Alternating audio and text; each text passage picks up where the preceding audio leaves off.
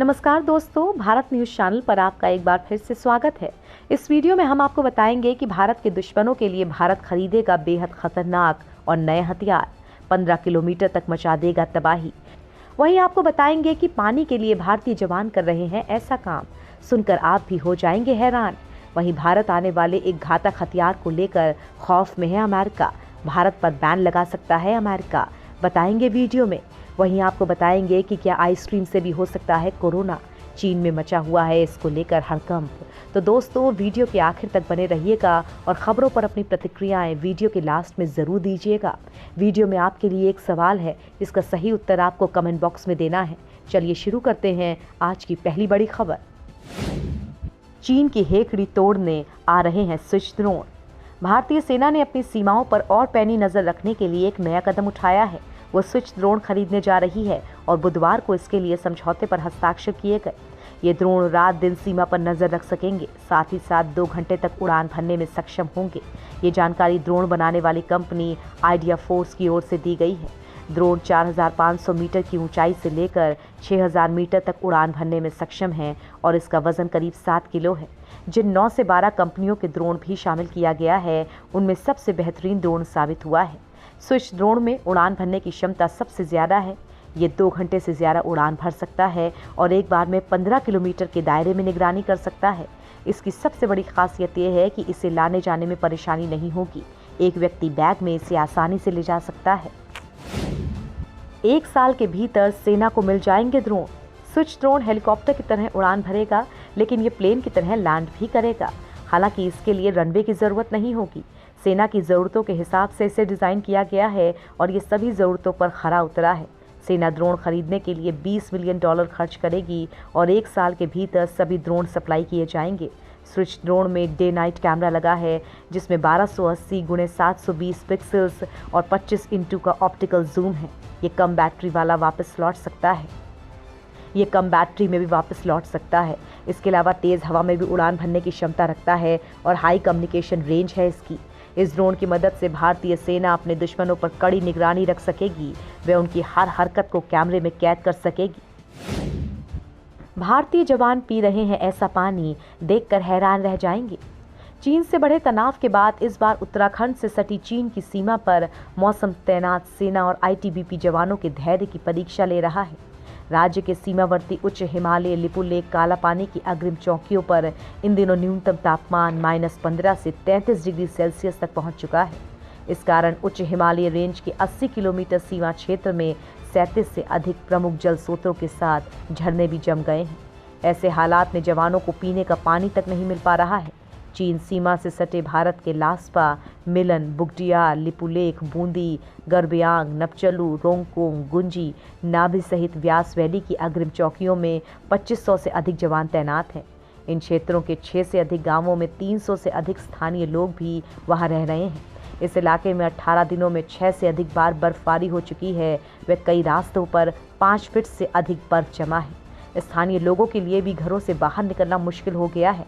भारत चीन सीमा की अग्रिम चौकियों में पानी के स्रोत जमने से अधिकतर क्षेत्रों में जवान और लोग बर्फ गलाकर पानी का प्रबंध कर रहे हैं। लास्पा, मिलन, बुगटियार में पानी की लाइन भी जम गई है। वहीं तैनात आईटीबीपी सेना और बीआरओ कर्मी पेयजल लाइन के नीचे आग जलाकर पानी की व्यवस्था कर रहे हैं। भारत आने वाले इस हथियार को लेकर भारत पर बैन लगाएगा अमेरिका।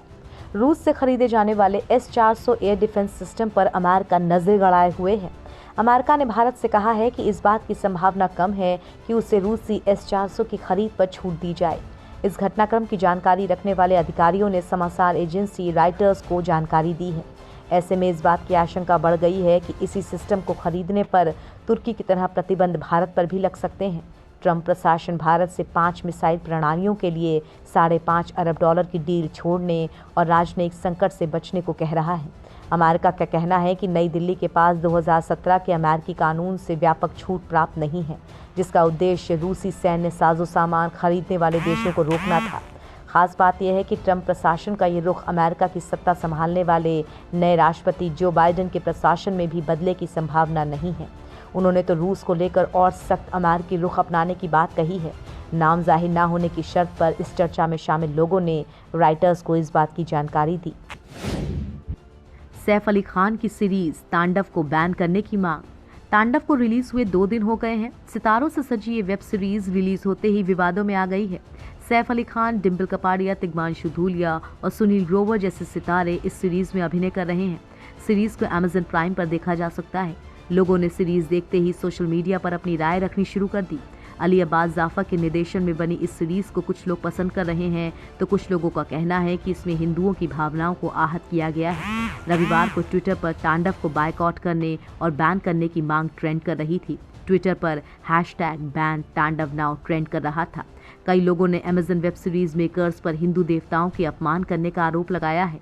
ये सारा मामला सीरीज में दिखाए गए एक सीन से जुड़ा है। दरअसल एक सीन में बॉलीवुड एक्टर मोहम्मद जीशान अयूब रंगमंच पर भगवान शिव के किरदार में नजर आ रहे हैं।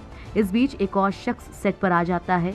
इस पूरे मामले को JNU मामले से जोड़ा गया है। इसी दौरान भगवान शिव के किरदार में खड़े एक्टर जीशान अयूब गाली देते हैं। रेलवे फिर से शुरू कर रही ई-कैटरिंग की सुविधा। ट्रेनों में ई-कैटरिंग की सुविधा यात्रियों को फिर से रेलवे देने जा रही है। रेल मंत्रालय ने इसके लिए IRCTC को परमिशन दे दी है। यानी अब फिर से ट्रेनों में सफर के दौरान यात्रियों को ऑर्डर बुक करने पर खाना मिल सकेगा। इसकी शुरुआत देश के कुछ चुनिंदा रेलवे स्टेशन से की जा रही है।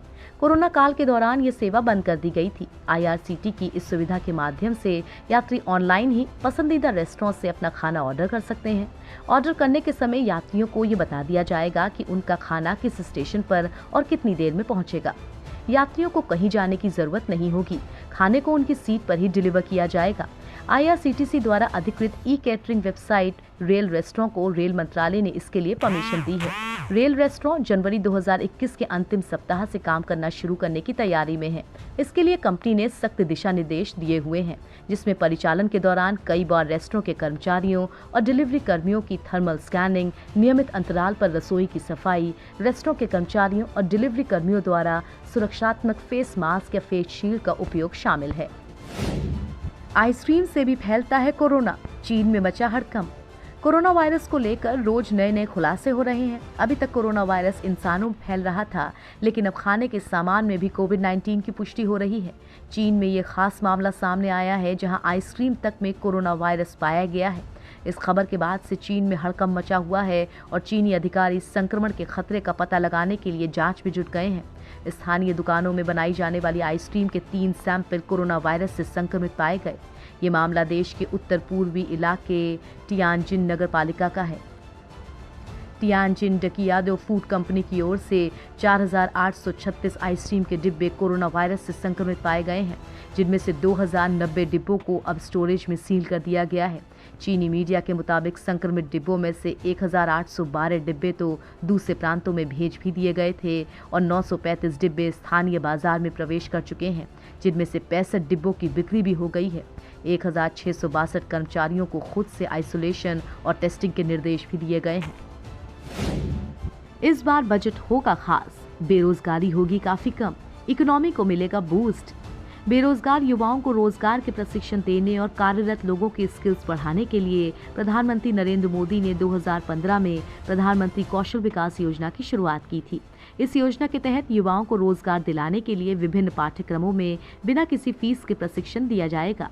इसका लाभ देश की 10वीं और 12वीं की कक्षा में पढ़ाई बीच में छोड़ने वाले युवा भी उठा सकते हैं। इस योजना का तीसरा चरण 15 जनवरी को लॉन्च होने वाला है और इसे देश के सभी राज्यों के 600 जिलों में लॉन्च किया जाएगा। इस योजना के तहत वर्ष 2020 तक 1 करोड़ लोगों के कौशल विकास का लक्ष्य रखा गया है। Ministry of skill development and entrepreneurship की वेबसाइट पर दी गई जानकारी के मुताबिक अक्टूबर 2020 तक इस योजना के तहत 68,90,164 लोगों को ही एनरोलमेंट मिल सकता है। अयोध्या दिल्ली तक बुलेट ट्रेन का इतना होगा किराया।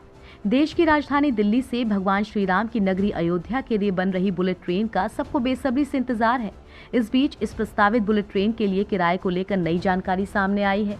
भारतीय रेलवे के सूत्रों के मुताबिक अयोध्या से दिल्ली से एक तरफ का किराया 2,900 रुपये हो सकता है। वहीं ताज नगरी आगरा का किराया 1,200 रुपये हो सकता है। ये किराया वंदे भारत एक्सप्रेस जैसी ट्रेन में एग्जीक्यूटिव क्लास के किराए से थोड़ा सा ज्यादा है। ठीक इसी तरह बुलेट ट्रेन से लखनऊ का एक तरफ का किराया 2,300 रुपये और दिल्ली से वाराणसी का टिकट लगभग 3,400 रुपये हो सकता है। फिलहाल वंदे भारत एक्सप्रेस के एग्जीक्यूटिव क्लास के यात्री लगभग 2,900 रुपये देते हैं। सरकार ने 808 किलोमीटर लंबी Delhi Varanasi high speed rail corridor project यानी कि अयोध्या, आगरा, लखनऊ और प्रयागराज को प्राथमिकता पर रखा है और विस्तृत परियोजना रिपोर्ट तैयार करने के लिए एक अध्ययन चल रहा है। सूत्रों ने कहा कि शुरुआती अनुमानों के मुताबिक प्रति किलोमीटर परियोजना की लागत लगभग 268 करोड़ रुपए होगी, जिसमें रेलिंग स्टॉक शामिल है। चाइनीज कोरोना वायरस वैक्सीन भी दे रही है धोखा।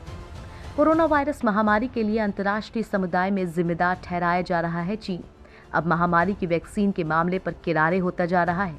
पहले तो सिर्फ कुछ ही देशों ने चीन की वैक्सीन को लेने पर रजामंदी जताई थी। अब कुछ देश चीनी वैक्सीन की प्रभावशीलता के कम होने से भी परेशान हैं। ब्राजील ने चीनी कोविड-19 वैक्सीन को खरीदा था। चीन की तरफ से दावा किया गया था ये वैक्सीन 78% तक कारगर है, लेकिन जब ब्राजील में इसके अंतिम दौर के ट्रायल हुए तो उसमें वैक्सीन सिर्फ 50.38% ही कारगर साबित हुई। अब इस नए खुलासे के बाद विशेषज्ञ चिंतित हैं, तो ब्राजील की अथॉरिटीज़ में डर का माहौल है। ब्राजील की सरकार की तरफ से जो बयान जारी किया गया है उसके मुताबिक कोविड-19 चीनी वैक्सीन जिसे सिनोवैक बायोटेक ने तैयार किया है, उसके अंतिम चरण के ट्रायल के जो नतीजे आए हैं वो पहले के नतीजों से बहुत कम हैं। वैक्सीन को मंजूरी मिलने के लिए वैक्सीन के नतीजे पहले से ट्रायल से बेहतर होने चाहिए थे।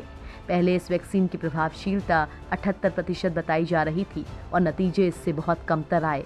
अब चीन पर वैक्सीन को लेकर पारदर्शिता न बरतने के आरोप लग रहे हैं।